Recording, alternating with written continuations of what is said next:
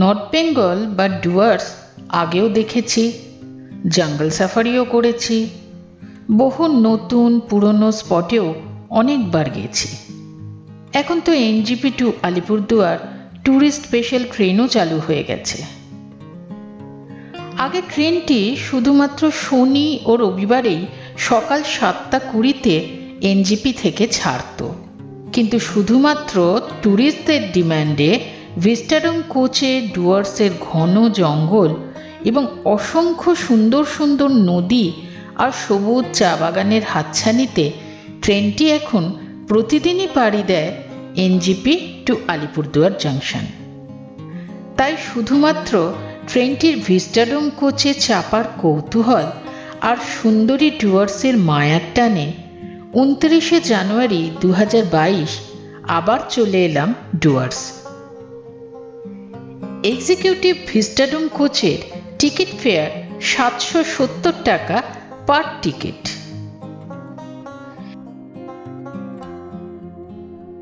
এই সুন্দর জার্নির অভিজ্ঞতা তাই আপনাদের সাথে শেয়ার করে নিচ্ছি, আর এই কোচের কিছু ভালো এবং কিছু ডিফেক্ট এর কথাও তুলে ধরলাম।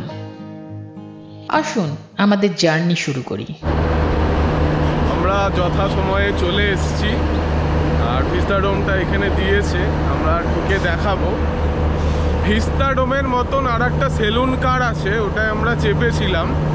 ওটা নিউ দিল্লি থেকে রাজস্থান যাওয়ার, ওটা সেলুন কার, এরকম নয় ঠিক। ওটার মধ্যে সাফারি ইনক্লুডিং ছিল। এখন ট্রেনটা বন্ধ হয়ে গেছে। ট্রেনটার নাম ছিল সম্ভবত কুইন এক্সপ্রেস।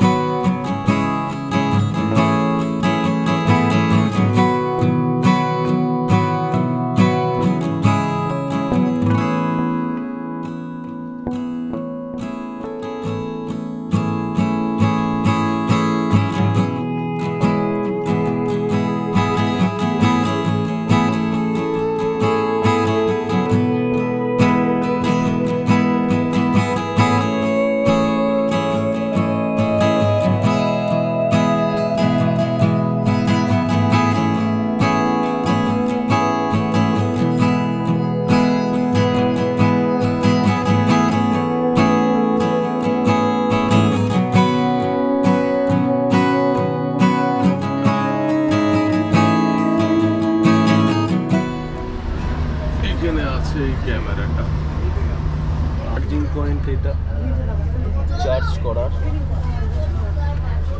আর এখানে টেবিল আছে।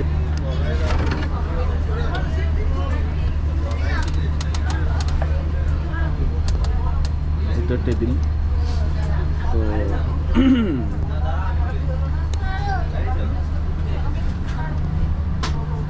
কেন করা এটা জানি না, বাট কিছু খাবার রাখলে একদিকে গড়াবে এরকম আছে, এরকম। হ্যাঁ, যদি কেউ চা খায় তাহলে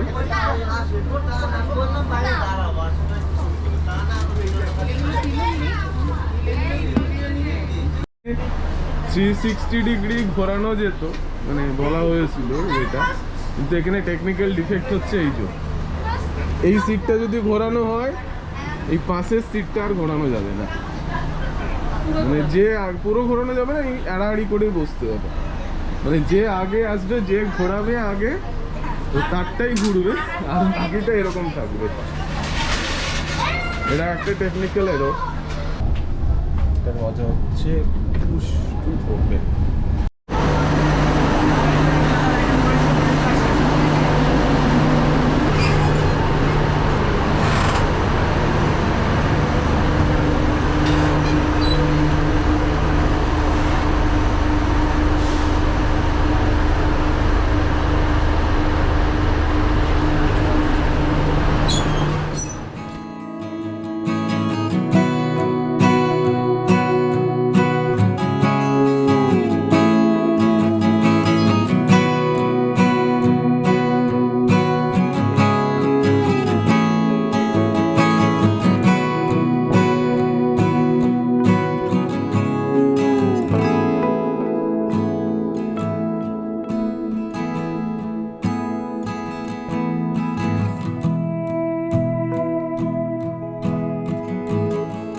এটা ফার্স্ট বড় স্টপেজ সেবকের। এখানে 15-20 মিনিট দাঁড়ানোর কথা, কিন্তু আজকে বলছি 10 মিনিট মতন দাঁড়াবে। এখানে কিছু কনস্ট্রাকশনের কাজ ফাজ হচ্ছে।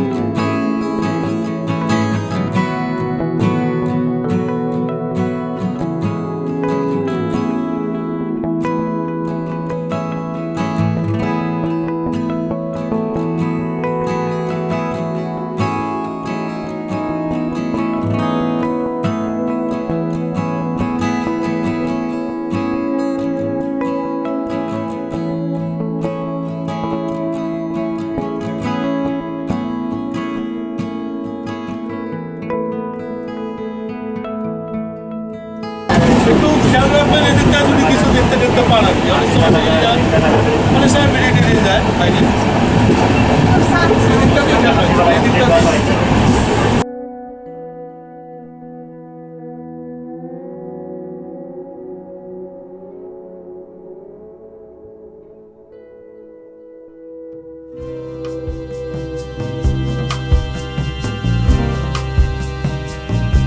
এটা চালসাদ। তো আমরা আগে এখানে এসেছিলাম, এখানে 10 মিনিট দাঁড়াবে ট্রেনটা। বেসিক্যালি একটা জিনিস বলার আছে কি, এই ট্রেনটার যেটা রুট, সেই রুটটায় কিন্তু মানে টাইমটা এতটা লাগার কথা নয়। তো টাইমটা লাগার কথা নয়, কারণ প্রত্যেকটা স্টেশনে আমি দেখতে পাচ্ছি যে 10 মিনিট 15 মিনিট করে দাঁড়াচ্ছে। 169 কিলোমিটার যেতে এটা 5 ঘন্টা লাগছে, যদিও 5 ঘন্টা লাগার কথা নয় এটা হিসেব মতো। মানে কোনো যদি অ্যাক্টিভিটি থাকতো স্টেশনে তো দাঁড়ালে ভালো লাগতো, বাট এখানে শুধু শুধুই দাঁড়িয়ে থাকছে ট্রেন। যদি ধরুন চা বাগানের মধ্যে দাঁড়াতো, বা পাহাড় আছে, বা নদী আছে, বা ঝর্ণা আছে, ওরকম দাঁড়ালে ভালো লাগতো।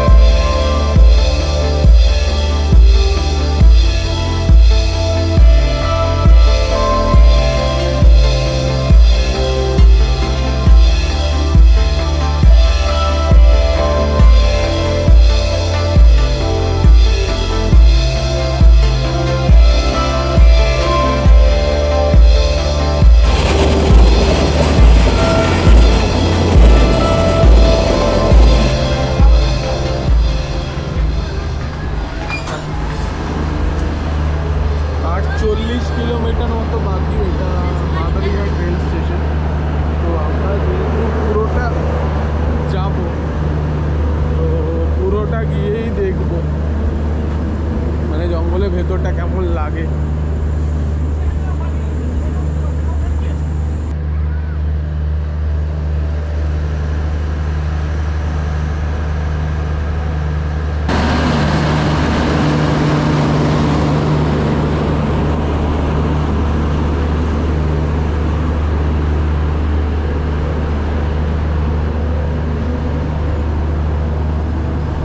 অসাধারণ এক্সপিরিয়েন্স, একটা হাতিও দেখতে পেয়েছি। তাদের অবস্থা একদমই খারাপ, মানে ভুলেই গেছে তারা লেখাপড়া কি জিনিস। আমার শালির ছেলেটা একদম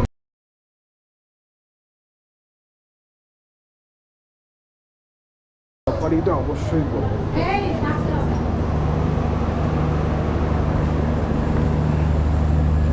এটা রাজা ভাত খাওয়া স্টেশন। এখানে 10-12 মিনিটের মধ্যে,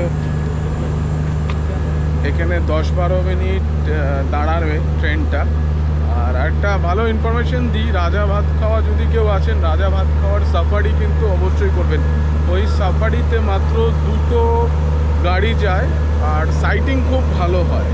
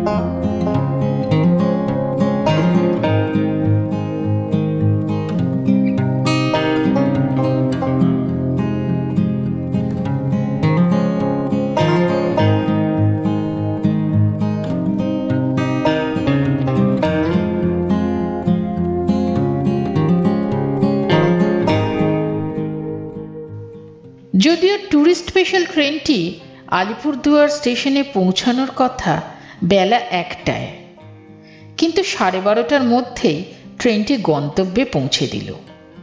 স্টেশনে আমাদের রিসিভ করার জন্য দাঁড়িয়েছিলেন কালাম খান। আর এখান থেকে আমরা যাব আবার মাদারিহাট, আর মাদারিহাট থেকে বিকেলবেলায় দেখি কোথায় যাওয়া যায়।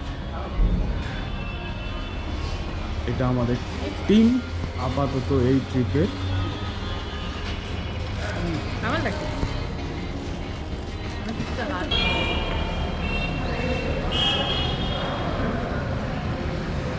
আমি গাড়ি আগে থেকে বুক করেছিলাম, এখানে সাদা রঙের বোলেরো দাঁড় করানো আছে, সম্ভবত সামনেই আছে কালাম ভাই। হ্যাঁ, অটো চাইয়ে ঠিক আছে।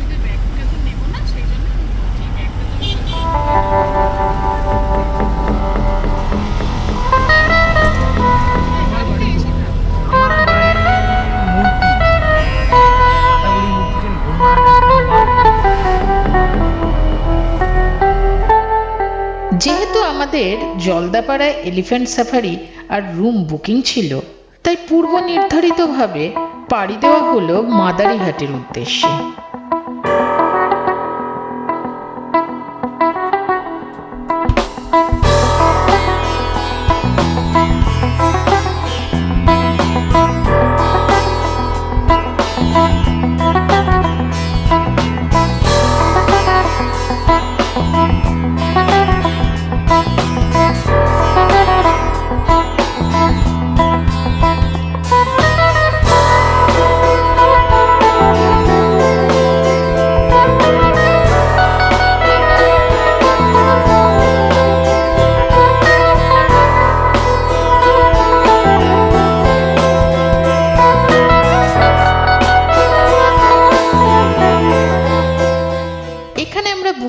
করেছিলাম বাবুসোনা হোমস্টেতে। রুম রেন্ট 800 টাকা থেকে শুরু করে মান অনুযায়ী ভাড়া নির্ধারিত। নতুন একদম, আর এদের ব্যবহার খুব ভালো। এটা বাবুসোনা হোমস্টের রুম, এটা 4 বেডেড রুম। তো আমরা এখানে থাকবো আজকে রাতে। 3টে রুম আছে 4 বেডেড, আর 2টো ডবল বেডরুম আছে। সেই ডবল বেডরুমে মানে কিচেনের ব্যবস্থা আছে, যদি কেউ মানে রান্না করে খেতে চায় তারা খেতে পারে। আধুনিক সুবিধাযুক্ত, পরিষ্কার পরিচ্ছন্ন এবং এদের ব্যবহারও খুব ভালো। এই রুমটা যেটা আছে সেটা ডাবল বেডরুম। ডাবল বেডরুমের ভাড়া আমি কালকে বলবো টোটাল কত কি ভাড়া টাড়া লাগছে। আমরা একটা আলাদা রুম মানে হিসেবে বুকিং করেছিলাম, তো এটা সম্ভবত 1600 টাকা সামথিং কিছু একটা লাগছে। এইখানে একটা জিনিস আছে, সেটা হচ্ছে এখানে রান্না করার জায়গা আছে। যদি কেউ রান্না করে খেতে চায় তো এখানে রান্না করার ব্যবস্থা আছে, কিচেন আছে একটা বাথরুমের পাশে। এটি জলদাপাড়া গেটের একদম কাছেই অবস্থিত। আমাদের সাফারি যেহেতু কোভিড পরিস্থিতির জন্য বাতিল হয়ে গিয়েছিল, তাই গেস্ট হাউস ওনারের সাজেশনে দুপুরের লাঞ্চ করে বেরিয়ে পড়লাম চিলাপাতা জঙ্গলের দিকে।